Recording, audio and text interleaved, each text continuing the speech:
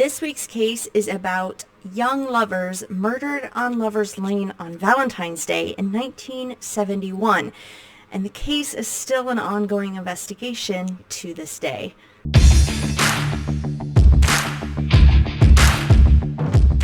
Hello everyone, my name is Brandy, and every Friday I bring you a true crime case or mystery with one or more of my fabulous felines. For those who haven't seen her in a while, here is little old Darth Kittius. You see her belly is shaved from being fixed, but she is definitely healthy as a horse and ornery as ever. If you're a returning subscriber, welcome back, and a big shout out to my feline who help support this channel. Now, I got a new merch design starring our own lovely Darth Kittius, and it states, fueled by true crime, cats, and caffeine. Isn't it cute? This is available in the shop right now. My link to the merch shop is in the description box. Hey guys, it's not a order of change. Got to editing the video that I recorded earlier this week on this case, and there's huge chunks of audio missing. So little tip is don't record on your computer when it's installing a Windows update. I knew better, but I did it anyway, and that was the result. So I'm re-recording this, and in the beginning there was a couple things that I had to cut out because the audio was missing. So about my merch, if you wait till Valentine's Day, there is a sale going on, and it's $15 tees, and then everything else is on sale as well. So, yeah, wait till Valentine's Day to go to the merch shop, and then you get stuff on sale. Okay, so now let's try this case once again. Jesse McBane and Patricia Mann met in high school and began dating. By 1971, Jesse was 19 years old, and he was attending college at North Carolina State University. He was popular, athletic, and a smart guy. Patricia, she was older than Jesse by a year. She was 20 years old, and she was attending college as well to become a nurse. Patricia also worked part-time in the Watts Hospital. Now, the couple had become engaged, and they planned on marrying after finishing college. So on February 12th, 1971, the Watts Hospital was holding a big dance. And of course, Jesse and Patricia were planning on going. So Jesse picked up Patricia at her dorm, and off to the dance they went for a magical night. Now, around 11:30 p.m., Jesse and Patricia left the dance because they wanted to go somewhere more private to be alone. But before they could do that, Jesse had to take Patricia to her dorm room, or her dorm building, because the dorm had a curfew. Now, that curfew had been extended because of the big dance that night to 1 a.m. and it was about 11:30 a.m. But if you weren't in the dorm for the night, you had to sign out to tell them that you'd be back by curfew. So Jesse had to drop Patricia off so she could sign out of her dorm. And off they whisked to Lover's Lane. Now, Lover's Lane back in 1971 is the neighborhood today known as Crowsdale. Now, that neighborhood in 1971 was just starting to be created. So they had, made all the roads with all these cul-de-sacs coming off of it, but there was no houses built yet. And of course there was no street lights or anything. So it was just a road with a bunch of dead-end cul-de-sacs, which of course the young people started using as Lover's Lane. This was used as Lover's Lane so much by, the college kids and younger people, that there was this unspoken rule that as you were driving down the road, if you saw that a car was already in one of the cul-de-sacs, you were supposed to move on to the next one. You need to find your own cul-de-sac. They couldn't have more than one car in a cul-de-sac. And it was also people had kind of chosen their cul-de-sac. So like the more popular couples had a designated cul-de-sac that nobody else was supposed to use but them. So that was interesting as well. So anyway, Jesse and Patricia found their own little private cul-de-sac that nobody was using, parked the car, and got a little busy. Now, 1 a.m. kind of came and went, and Patricia never arrived back at her dorm. The next morning, Patricia still wasn't home, and her friends started becoming concerned. Patricia never broke curfew.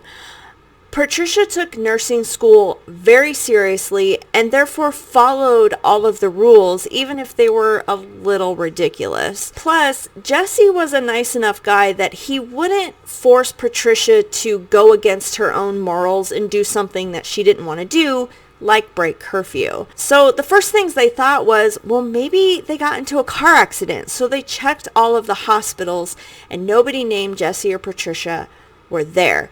So what they did next is they went out and started looking for her. They checked all of her favorite hangout spots. They checked her family's home and everything, and she wasn't there. So they finally went to a police and filed a report. After they filed the police report, one of her friends had an idea of, well, she was with Jesse, so let's go look up on Lover's Lane. So everybody headed to Lover's Lane, and they drove down the roads looking in all the cul-de-sacs, and there they did find Jesse's car. Now, when they pulled up, there was nothing that seemed wrong with Jesse's car. Now, the car was locked. They couldn't get inside of it. There was no signs of like a struggle or, anything bad happening around in or around the car. Jesse and Patricia's coats were still in the back seat of the car. But Jesse and Patricia, they were nowhere to be found. Now, later, authorities, when they investigated the car, one of the deputies said that it looked like somebody had actually wiped the car down on the outside to get rid of fingerprints, because they didn't find any fingerprints like near the door handles or anything, which is unusual because you'd think you'd find at least Jesse and Patricia's. So police started an investigation, and Jesse and Patricia's family and friends continued to look for them. Now, in the beginning, the police thought, well, since they were engaged, that maybe they got caught up in the whole, lovey-dovey Valentine's Day, and they decided to run off and elope. But, as days went by and they didn't hear from the couple, they decided maybe that wasn't what was going on. Now, Patricia's cousin, she actually lived right next door to Patricia as they were growing up, and they were more like sisters. They were very close. They did everything together. And she would tell people, that she kept getting a bad feeling in the pit of her stomach that something bad happened to Patricia. So like I said, police and family and friends, they searched the area for weeks, but they never found anything. Now, on February 25th, 12 days after the couple went missing, a surveyor was walking through a very heavily wooded area. Now, this area could only be gotten to by going down this like one-lane dirt road. Now, this dirt road was connected to that road with all the cul-de-sacs, but the one-lane road went forever because, again, it was a heavily wooded area. It was a neighborhood in development, and this area, if you go down the road like miles, it's all just woods. It hadn't been cleared out yet. Well, he was like a good 2-3 miles for where Jesse's car was parked, and he was walking through this heavily wooded area, just surveying the land, when he looked over and he saw what he thought were mannequin legs sticking out of a pile of leaves. So he approached to get closer, and when he got closer, he realized that those were no mannequin legs. That was actually a human body. So he left immediately and called authorities. Now, police arrived on the scene and started their investigation, and when they approached and started removing the leaves and stuff like that, they realized that they didn't have one body, they had two. One of a young man and one of a young woman. Now, they were fully clothed. What appeared to happen to the bodies was that they were tied to a tree with their backs to each other, with their hands behind their backs, and there was a rope tied around their hands, but it was also tied around their head and their neck. And it looked like they were there like that for a while. And then once they died, or whoever was done with them, they loosened the rope, and the two had actually fallen. Like if the tree's right here, the two bodies had fallen like that, and they were laying beside each other. Then somebody, once they, collapsed on the ground, somebody covered their bodies with like leaves and twigs and stuff. Now, autopsies were performed on the bodies, and they were able to determine that it was Jesse McBane and Patricia Mann. Now, Patricia had internal injuries. She was either punched or kicked or stomped, but it was enough to actually hurt her spleen, and she had internal bleeding. But she had no signs of any type of sexual assault. Jesse was still wearing his class ring and his watch, so police didn't feel like this was a robbery. Now, both Patricia and Jesse, they had strangulation marks, like rope burn marks, bruises around their neck, but it just wasn't one. It was several, different ones, which led the authorities to believe that whoever did this was actually strangling them, where they'd pull the rope tight, then they'd let it loose, then they'd pull it tight again, then they'd let it loose. Also, both Jesse and Patricia had stab marks in them, but it wasn't from a knife. It was from something like an ice pick, just very round and skinny. So police began to believe that the only reason for the death of this young couple was somebody just wanted to torture them. It wasn't robbery. It wasn't, but they were tortured before they died. Now, the area where Jesse and Patricia was found was actually right on the county line between Orange County and Durham County. So this meant that multiple agencies got involved in investigating this case. There was the Orange County Sheriff, there was the Durham Police Department, there was the State Investigation Department, and the FBI got involved as well. The problem was all four of these agencies were committing their own investigations, and they were not collaborating with each other or sharing information with each other. So all the information were in these silos, which of course is never good. Now, even though each agency was performing their own investigation, some of the same suspects were kind of coming up to light. Now, they were able to clear most of these suspects by giving them polygraph tests. They would pass the polygraph test, but then others had failed the polygraph test. So in the end, there were three main suspects that stood out among everyone. And two of the suspects were actually kind of linked to each other because they worked at the same hospital with Patricia. One was a doctor and one was an orderly. However, the doctor was the one that kind of stood out from all of the suspects. This doctor worked at Watts Hospital with Patricia and also where the dance took place as well. So it was kind of determined that the doctor could have been at the dance and something could have happened. Well, this doctor refused to cooperate with anyone, with any law enforcement right away. The doctor refused to take a polygraph, and he immediately lawyered up. I have his name. I know what his name is, but the problem is I'm not going to say his name because this guy's still alive, and honestly, I don't want to get sued, so we're just going to call him the doctor. If you want to know his real name, go to the podcast, The Long Dance. The link is in the description, and it's an 8-part podcast that really dives deep into this case.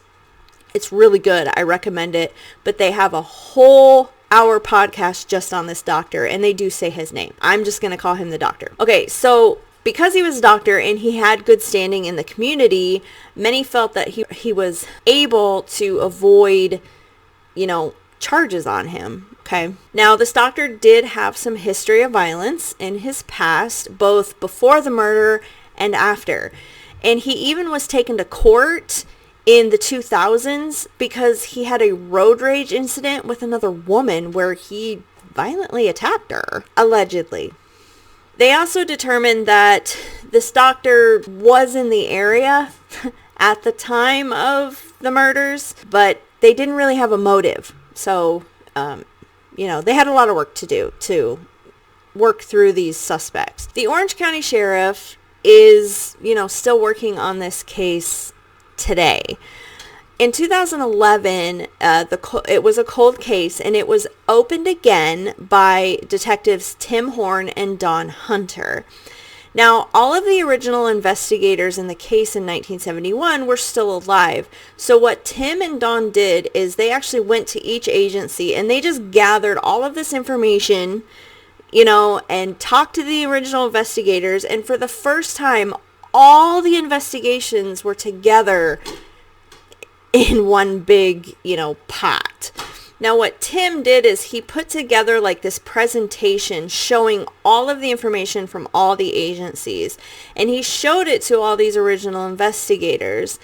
And when he did this, everybody in the room went silent. What they realized is back in 1971, if they all collaborated and shared things, that a lot of things would not have been missed, like opportunities, suspects, evidence, and more connections would have been made in the case. Now, since 1971, DNA science had come a long, long way. And what Tim realized is that they were able to extract DNA from, intricate small places that they weren't able to do before, like in 1971.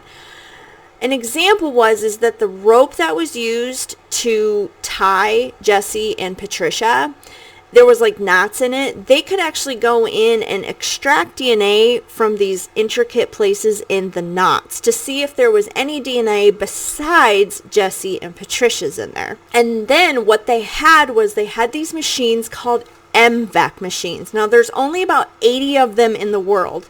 40 of these machines are located in the United States, and North Carolina has one of them. So in 2018, they were able to extract some genetic material from the rope that did not match Jesse or Patricia.